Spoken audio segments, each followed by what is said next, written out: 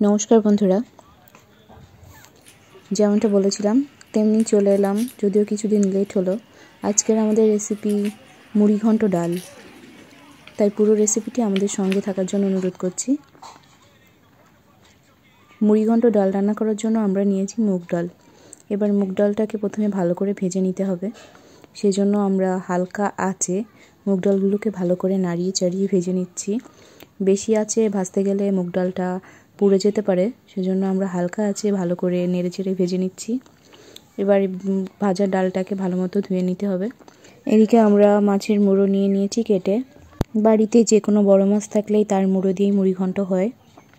এটাকে ভালো করে ভেজে নিতে হবে, তারপরে আমরা ভেঙে নেব, আমরা আগে ভাঙি না।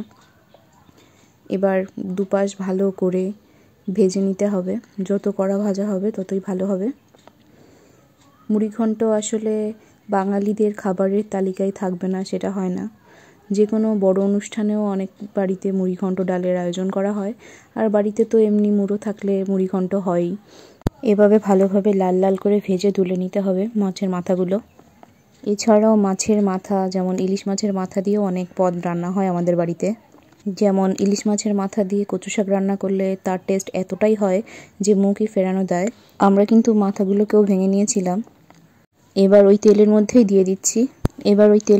দিয়ে দিচ্ছি তেজপাতা, শুকনো লঙ্কা এবং গোটা জিরে। তারপর দিয়ে দিচ্ছি আদা আর জিরে বাটা। মশলাটা একটু কষে গেলে এর মধ্যে দিয়ে দিচ্ছি সেই মাছের মাথা। তারপর এর মধ্যে দিয়ে দেব সেদ্ধ করে রাখা ডাল। এরপর পরিমাণ মতো জল দিয়ে ফুটতে দিতে হবে। এরপর একে একে এর মধ্যে দিয়ে দেব নুন, হলুদ আর পরিমাণ মতো চিনি। আমরা যেহেতু প্রত্যেক তরকারিতেই কম বেশি চিনি খেয়ে থাকি, সেজন্য আমরা চিনিটা দিয়ে থাকি। আপনারা যদি চান এটা অ্যাভয়েড করতে পারেন। এবার এটাকে জাল হতে দেব। যত জাল হবে তত ডালের টেস্টটা বেরোবে। আপনারা ঝাল বেশি খেলে এর ওপর দিয়ে কাঁচা লঙ্কা ছড়িয়ে দিতে পারেন।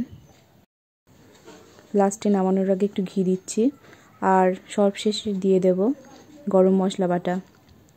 হয়ে গেল আজকে আমাদের রান্না। এভাবে রান্না করে ফেলতে পারেন মুড়ি ঘন্ট। ওপর থেকে কিছুটা ভাজা মশলা দিয়ে দিয়েছি। আজকের রেসিপি এই পর্যন্তই। দেখা হবে পরবর্তী কোনো রেসিপিতে। ততক্ষণ পর্যন্ত সবাই ভালো থাকবেন, আর ভালো লাগলে লাইক, কমেন্ট, শেয়ার করে পাশে থাকবেন। নমস্কার।